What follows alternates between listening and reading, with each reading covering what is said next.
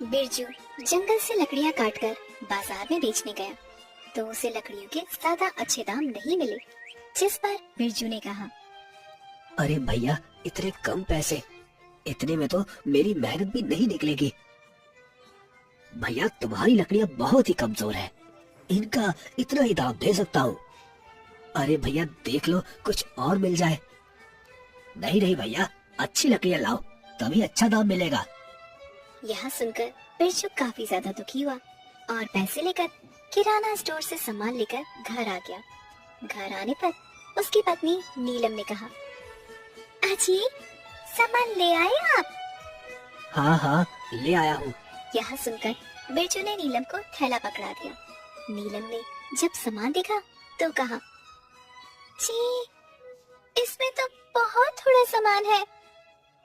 मुझे पता है, पर जितने पैसे थे सबका सामान ले आया हूँ। इस तरह हमारा गुजारा कैसे हो पाएगा जी? आपको तो पता ही है हम लोग कितने मुश्किलों से गुजारा करते हैं। हाँ हाँ, मुझे पता है, पर क्या करूँ, कुछ समझ नहीं आता है। इतनी मेहनत करता हूँ, फिर भी मेहनत का फल नहीं मिल रहा। आप परेशान न होइए, आप कोई और काम देख ले। मैंने कई बार काम तलाशने की कोशिश की, पर किसी ने भी मुझे काम नहीं दिया। यह सुनकर नीलम भी काफी ज्यादा परेशान हुई। इस पर बिरजू ने कहा, अच्छा, तो मैं फिर से जा रहा हूँ जंगल में। अरे आप मत जाइए, कल चले जाना, वैसे भी शाम होने वाली है जी। ठीक है, अगर तुम कह रही हो तो कल चला जाता हूँ। इसके बाद बिरजू गांव में घूमने के लिए निकल गया। तभी उसे एक आदमी मिला और उसने कहा, कहाँ जा रहे हो भैया, और क्या हाल चाल है? क्या बताऊं भैया, तुम्हें तो पता ही है लकड़ियाँ काट कर कैसे गुजारा होता है। हाँ भैया, सही कह रहे हो। वैसे भी अब आसपास के जंगलों में इतनी अच्छी लकड़ियाँ भी नहीं है, इसके लिए तो जंगल के अंदर जाना पड़ेगा। पर जंगल के अंदर तो बहुत सारे जंगली जानवर होंगे।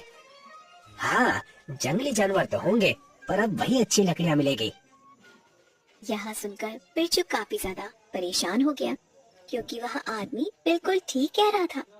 जंगल के किनारे की सारी लकड़ियां कट चुकी थी, अब अंदर ही लकड़ियां अच्छी बची हुई थी। अगली सुबह ही बिरजू कुल्हाड़ी लेकर जंगल की तरफ निकल गया। जंगल में आने के बाद बिरजू ने कहा, अरे यहाँ पर तो लकड़ियाँ ही नहीं है। वो आदमी सही कह रहा था, जंगल के अंदर ही जाना पड़ेगा। पर जंगल के अंदर जाना क्या सही रहेगा, क्योंकि वहाँ पर तो बहुत सारे जंगली जानवर होंगे जो काफी खतरनाक होंगे। बिरजू जंगल के बाहर ही खड़ा सोचता रहा और फिर उसने कहा, अगर जंगल के अंदर नहीं गया तो आज मैं अपने घर पैसे नहीं ले जा पाऊंगा, और वैसे भी अगर पैसे नहीं होंगे तो फिर गुजारा कैसे होगा। यही सोचकर बिरजू जंगल के अंदर चला गया। थोड़े अंदर जाने के बाद उसने इधर उधर पेड़ देखे, पर उसे कोई भी अच्छा पेड़ दिखाई नहीं दिया। अरे यहाँ पर भी कोई मजबूत पेड़ दिखाई नहीं दे रहा है जिससे मैं लकड़ियाँ काट कर ले जाऊं। लगता है और अंदर जाना पड़ेगा। यही सोचकर बिरजू और जंगल के अंदर आ गया, पर उसे डर भी लगने लगा था, क्योंकि यहाँ पर जंगली जानवर हो सकते थे। तभी उसे एक आवाज सुनाई दी, बचाओ बचाओ, कोई तो मुझे बचाओ। आवाज को सुनकर बिरजू काफी ज्यादा हैरान हो गया। अरे इस जंगल में ये किसकी आवाज है? यही सोचकर बिरजू उसी आवाज की तरफ चला गया तो उसने देखा एक जाल में तोता फंसा हुआ था। उस तोते को देखकर बिरजू ने कहा, अरे तुम तो तोते हो। हाँ हाँ, मुझे बचाओ, आजाद करो मुझे। पर तुम्हें यहाँ कैद किसने किया है? वो सब मैं बाद में बताऊंगा, पहले मेरे प्राणों की रक्षा करो, वरना मैं मर जाऊंगा। तोते को इस तरह जाल में बंद देखकर बिरजू ने उसे आजाद कराया। आजाद होते ही तोता एक राक्षस में बदल गया, जिसे देखकर बिरजू बुरी तरह से डर गया। अरे तुम तो राक्षस हो। हाँ सही कहा, मैं राक्षस हूँ और अब मैं तुम्हें खा जाऊंगा। ये तुम क्या कह रहे हो?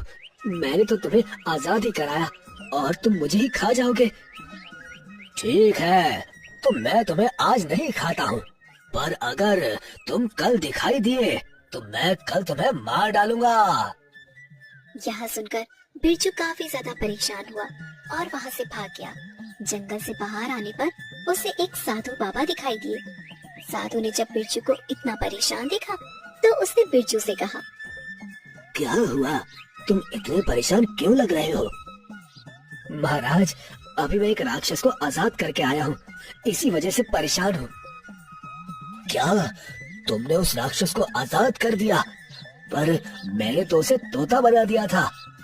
यह सुनकर बिरजू ने साधु को सारी बात बताई, जिसे सुनकर साधु ने कहा, ये तो तुमने अनर्थ कर दिया है। उस राक्षस ने जंगल में कई दिनों से उत्पात मचा रखा था, इसीलिए मैंने उसे तोता बनाकर कैद कर दिया था। अब मैं क्या करूं? मुझसे तो बहुत बड़ी भूल हो गई है। तुम चिंता मत करो, उसे दोबारा फिर से कैद किया जा सकता है। यह कहकर साधु ने उसे कुछ भभूति दी और उससे कहा, ये लो भभूति, और उस राक्षस के ऊपर डाल देना, जिससे वो फिर से तोता बन जाएगा। यह सुनकर बिरजू काफी ज्यादा खुश हुआ और अपने घर आ गया। अगले दिन वह फिर से उसी जंगल में गया। राक्षस ने जब बिरजू को देखा तो बिरजू से कहा, तू आज फिर यहाँ? मैंने मना किया था ना कि यहाँ मत आना। तुमने तो मना किया था, पर क्या करूं, पापी पेट का सवाल है।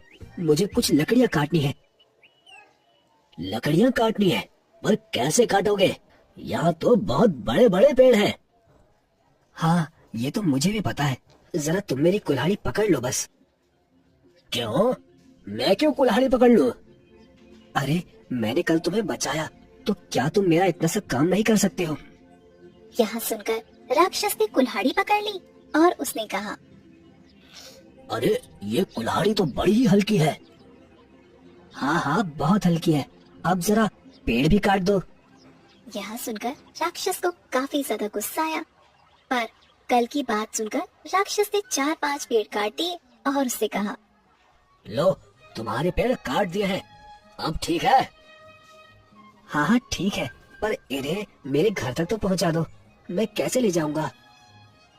तुमने क्या मुझे अपना नौकर समझ रखा है, जो सारा काम मुझसे करवा रहे हो? नहीं नहीं, नौकर नहीं, आप तो हमारे राजा हैं। अगर आप काम करोगे तो आपका नाम होगा। यह सुनकर राक्षस उसकी बातों में आ गया और वह उसके घर तक लकड़ियां ले आया। जब उसकी पत्नी ने राक्षस को देखा तो वह बुरी तरह से घबरा गई और बोली, अजी, अजी, ये तो राक्षस है जी। मुझे पता है, पर तुम डरो मत। इसके बाद राक्षस ने कहा, अच्छा, तो मैं जाता हूँ, कल दिखाई मत दे जाना जंगल में। यहाँ कहकर राक्षस वहाँ से चला गया। राक्षस के जाने के बाद नीलम ने अपने पति बिरजू से कहा, जी, यह राक्षस कहाँ से आ गया और आप इसके साथ? जी, मुझे तो कुछ भी समझ में नहीं आ रहा है। आप इस राक्षस के साथ कुछ बोलिए जी। तुम परेशान मत हो, ये राक्षस हमें कुछ नहीं करेगा।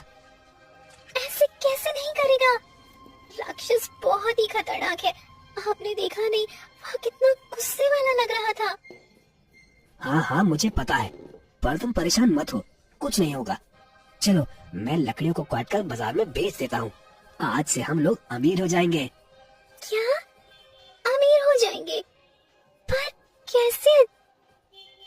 क्योंकि अब रोजाना यही राक्षस लकड़ियाँ काटकर लाया करेगा। राक्षस लकड़ियाँ काट कर लाएगा? मुझे तो यकीन ही नहीं हो रहा जी। ये सब क्या बहकी बहकी बातें कर रहे हैं आप?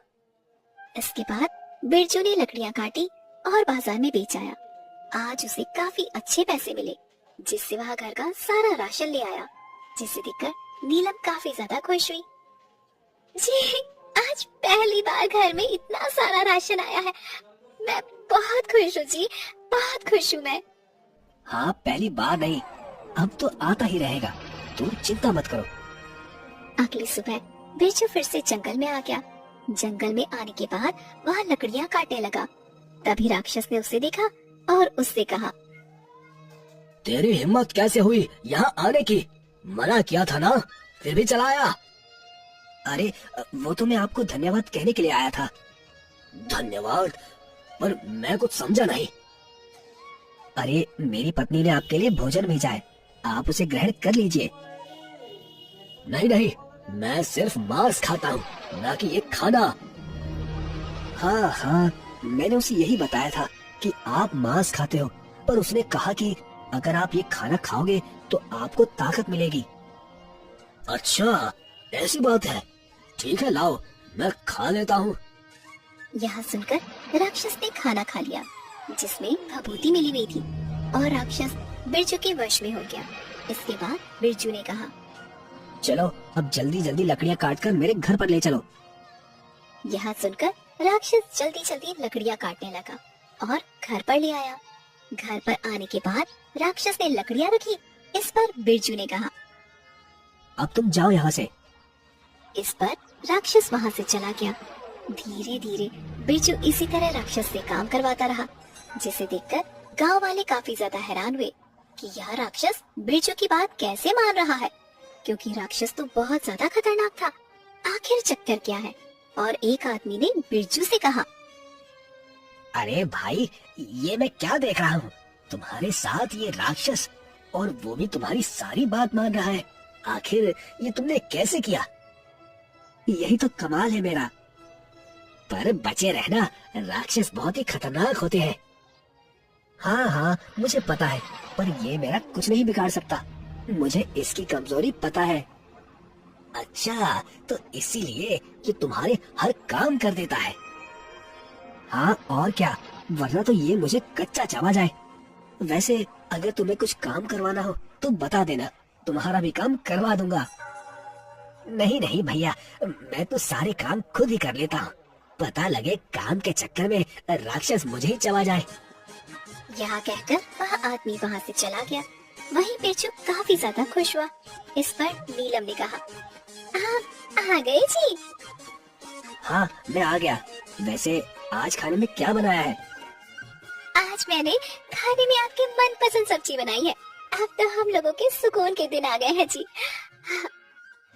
हाँ ये तो तुम ठीक कह रही हो, पर लग रहा है ये राक्षस ज्यादा दिन तक हमारा काम नहीं करेगा। क्यों? आप ऐसा क्यों कह रहे हैं जी? क्योंकि मैं राक्षस को जिससे वश में करता हूँ वो भभूति खत्म होने आई है, और जिस दिन वो भभूति खत्म हुई उस दिन ये राक्षस हमें मार डालेगा। यह सुनकर नीलम और बिरजू काफी ज्यादा परेशान हो गए। इस पर नीलम ने कहा, मैं आपको एक उपाय बताती हूँ जी। आप ऐसा करेंगे तो इससे राक्षस खत्म हो जाएगा और हमें फिर इसका डर भी नहीं रहेगा। यह सुनकर बिरजू काफी ज्यादा खुश हो गया। समय के साथ धीरे धीरे 1 महीना होने को आया था और एक दिन बिरजू जंगल जा रहा था, जिस पर नीलम ने कहा, अजी आप कुछ भूल रहे हैं। नहीं तो, मैं तो कुछ नहीं भूल रहा हूँ। अरे यहाँ रोटी ले जाना, ये तो आप भूल ही गए। आप जंगल में जाकर खाएंगे क्या इसे? हाँ? अरे हाँ हाँ, तुमने बिल्कुल ठीक कहा। लाओ लाओ, इसके बिना तो आज काम ही नहीं होगा। यह कहकर बिरजू ने रोटी ली और जंगल के लिए निकल गया। जंगल में आकर बिरजू लकड़ियाँ काटने लगा। जब बिरजू को राक्षस ने देखा तो वह काफी ज्यादा गुस्से में आ गया और बोला, तुम यहाँ पर क्या कर रहे हो? ये जंगल मेरा है, तुमसे मना किया था ना। तुमने मुझे बचाया, इसका मतलब ये नहीं मैं तुम्हें हर बार छोड़ दूंगा। मुझे पता है, मैं तो यहाँ पर लकड़ियाँ काटने आया हूँ। लकड़ियाँ काटने आए हो? नहीं नहीं, यहाँ से तुम लकड़ियाँ नहीं ले जा सकते हो, क्योंकि अब मैं तुम्हें छोड़ूंगा नहीं। यह कहकर राक्षस बिरजू को मारने के लिए उसकी तरफ बढ़ने लगा, जिस पर बिरजू ने उसे फिर से रोटी दी और उससे कहा, लो पहले थोड़ा खाना खा लो, जिससे तुम्हें ताकत मिल जाए। नहीं नहीं, मुझे नहीं खाना। पता नहीं इसे खाने के बाद मुझे क्या हो जाता है।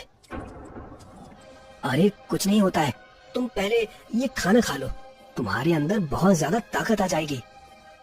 यह सुनकर राक्षस ने फिर से उस रोटी को खा लिया और वह बिरजू के वश में हो गया। इसके बाद बिरजू राक्षस से अपने सारे काम करवाने लगा। उसने बड़े बड़े पेड़ों को जल्दी जल्दी कटवाया और उससे कहा, चलो अब इन्हें मेरे घर पर ले चलो। इसके बाद राक्षस उन्हें घर पर ले आया। तभी अचानक उसका प्रभाव खत्म हो गया और उसने कहा, ये मैं क्या कर रहा हूँ? वो भी तुम्हारे घर के पास? तुमने मेरे साथ क्या किया? जल्दी बताओ, वरना मैं तुम्हें छोड़ूंगा नहीं। कुछ नहीं किया मैंने, पर अब मैं करूंगा।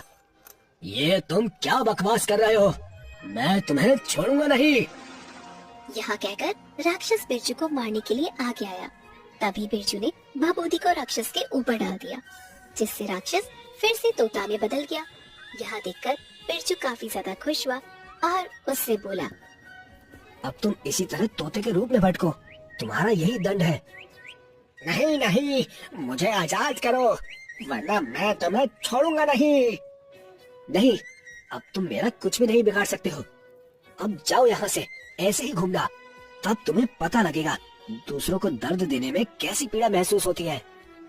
यह सुनकर राक्षस वहाँ से तोता बनकर उड़ गया और अब बिरजू और उसकी पत्नी नीलम काफी ज्यादा खुश थे और अब